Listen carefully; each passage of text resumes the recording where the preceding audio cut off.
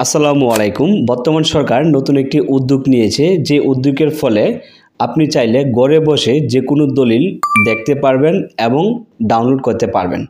আপনার কোনো দলিল যদি কোনো কারণে হারিয়ে যায় অথবা আপনার কোনো জমির দলিল যদি আপনার কাছে না থাকে, সেক্ষেত্রে আপনি আপনার দলিল নাম্বার দিয়ে খুব সহজেই আপনার দলিলটি দেখতে পারবেন অথবা আপনি ডাউনলোড করতে পারবেন। তো এই প্রসেসটা কিভাবে সম্ভব বা আপনার করণীয় কি, এই সম্পর্কে বিস্তারিত জানতে পারবেন আজকের এই ভিডিও থেকে। তো বেশ, ভিডিও শুরুতে বলে রাখি, আপনি যদি আমার চ্যানেলটি এখনও সাবস্ক্রাইব করে না থাকেন তাহলে এই কোনো চ্যানেলটি সাবস্ক্রাইব করে বেল আইকনে প্রেস করে রাখুন। আর যে কোনো প্রয়োজনে আমাকে আমার ফেসবুক পেজে গিয়ে ইনবক্স করবেন অথবা কমেন্টসে গিয়ে কমেন্টস করবেন।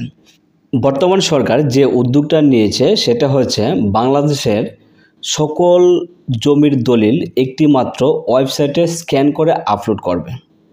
আর আপলোড করা সম্পূর্ণ হয়ে গেলে জমির মালিক যে কোনো সময় তাদের দলিল নাম্বার দিয়েই দলিল দেখতে পারবে, এমনকি ডাউনলোডও করতে পারবে। আর এই কাজটা অলরেডি বাংলাদেশের বিভিন্ন জেলায় চালু হয়ে গেছে, তো আমাদেরকে অবশ্য অপেক্ষা করতে হবে। আর এই কাজটা যখন সম্পূর্ণ হয়ে যাবে, এরপর থেকে আমাদেরকে আর কোনো প্রতারণার শিকার হতে হবে না।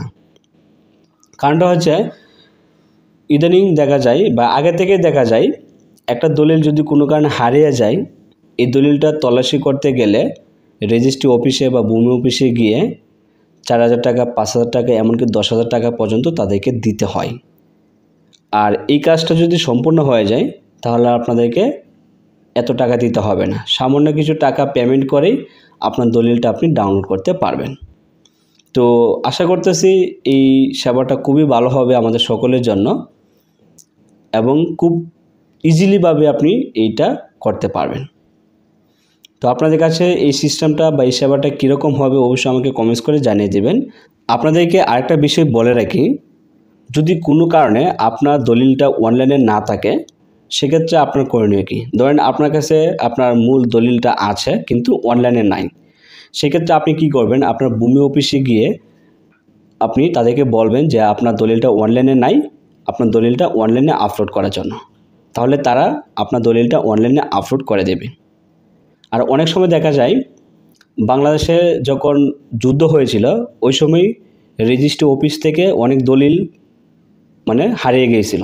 তো ওই দলিলগুলো কিন্তু তারা আবার আপলোড করতে পারবে না। সেক্ষেত্রে আপনার করণীয়, আপনার যদি অনেক আগের কোনো দলিল থাকে, অবশ্যই ওই দলিলগুলো নিয়ে আপনি ভূমি অফিসে গিয়ে জমা দেবেন, বা তারা যেভাবে বলবে আপনি ওইভাবে কাজটা করবেন। তাদেরকে বলবেন যে আপনার দলিলগুলো অনলাইনে আপলোড করার জন্য, তাহলে আপনি আপনার দলিলগুলো অনলাইনে পেয়ে যাবেন। এই কাজটা আপনি নিজ দায়িত্ব করবেন যদি কোনো কারণে আপনার দলিলগুলো অনলাইনে না থাকে আর কি। তো এটাই ছিল আজকের ভিডিও। যখন সম্পূর্ণ কাজটা হয়ে যাবে এরপর দেখাবো যে কীভাবে আপনি ডাউনলোড করবেন এবং দেখবেন।